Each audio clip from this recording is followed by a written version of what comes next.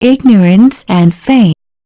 Once upon a time, a sea voyage was taking place and the ship left the shore. The ship's passengers were some merchants going to do their trade and some travelers taking a tour. As the ship left the shore, some of the passengers went on deck to watch. When some people meet for the first time and have nothing to say or do, as soon as one talks about a subject, all others start talking about the same subject and each one wants to say, "Hey, I am here too and I have an opinion," and each wants to talk about his ideas and views. The passengers on the deck saw a small boat following the ship. One of the passengers pointed to the boat and said, "They are wrong to come to the sea in this small boat. If there is a storm it will be very dangerous for them." Now this created an opportunity for each person to say, "Here I am.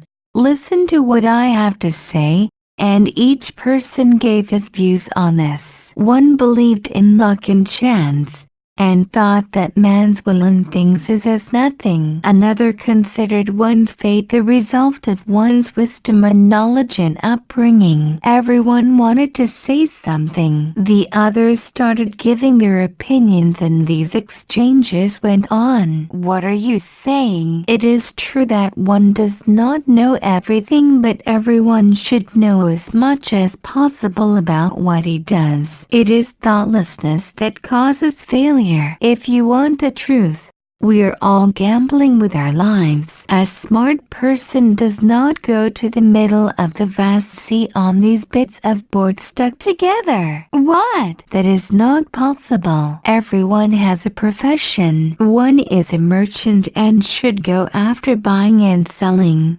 Another is an explorer and goes after exploring. If all people were scared of the sea and stayed home, nothing would be done in the whole world. Of course, in everything one should find the best way to do it. When one is going on a sea voyage, one should find the best ship, which is what we have done. It would be even better if a sea passenger knew swimming too. God rest her father's soul. If there is a storm and the ship is damaged and sinks, what good is swimming in the middle of the sea? No, no, this is ignorance. It is better to know anything than nothing. The person who does not know how to swim will drown very fast, and the one who knows can stay floating longer until help comes. That is what I was saying too, that a person in a boat should stay near the shore,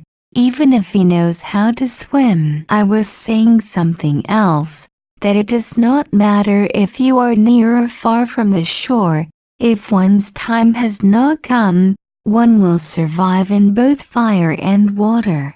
And if it has come, then one will not survive in bed at home either. No, dear man, don't say that. What does one's time has come or not mean? One's life is not all in the hands of the blind and deaf fate. One makes most of it oneself. If one goes inside fire and one does not wear fireproof clothing, one will surely burn. If one's life was dependent on luck and fate, no one would invent safety devices. I am already afraid. And especially for those people in the boat. Do not be afraid. Maybe they are smarter than you or I.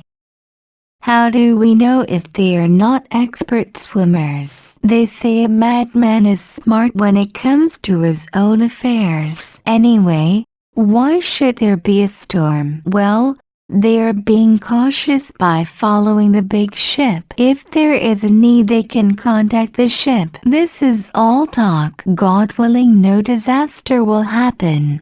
Otherwise, no one knows what will happen. They were saying all this, When the north wind slowly rose and the sea surface became unsteady and small waves rolled and big waves started roaring, the sea had become stormy and the ship leaned to either side and the sea became restless under the passengers' legs. They held on to rods and ropes to steady themselves. The small boat coming in the wake of the big ship passed a few waves and was at last toppled by a strong one. The two passengers of the boat fell in the sea and were thrashing about but were separated from boat. Everyone watching this said at the same time, "Oh, whoa!"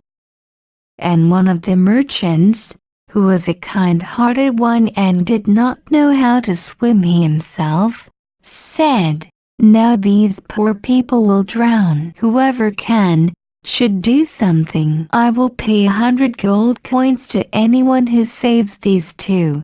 50 coins for each." A deckhand who had come to fall down the ship's sails heard this and said, "This is my job. No one else can survive these waves." He took some of his clothes off and jumped in the water and saved one of the two with a great effort and brought him to the ship, but the other disappeared in the sea. The first speaker said, "This is what I was talking about.